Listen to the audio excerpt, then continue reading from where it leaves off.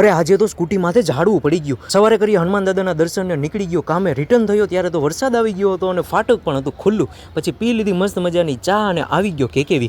Signal પર તો swimming pool ભરાયું હતું. યુનિવર્સિટી રોડ ઉપર આગળ હતી ફોર્ચ્યુનર અને પાછળ હતો હું. ત્યાં તો જોયું કે સ્કૂટી માથે પડી ગયું હતું ઝાડવું. કોઈને ના લાગ્યું હોય તો સારું.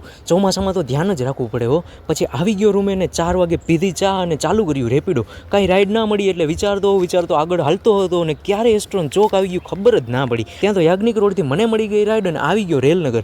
આજે જે ભાઈ હતા એને તો મારો વિડીયો ડિલીટ કરાવી નાખ્યો. બોલો, મૂડ ઓફ થઈ ગયું પણ હાઈલા રાખે ભાઈ. આવી ગયો રેલવે સ્ટેશન. ત્યાં તો મળી ગઈ રાઈડ ને પહોંચી ગયો લીમડા ચોક. ત્યાં તો રાઈડ થઈ ગઈ કેન્સલ.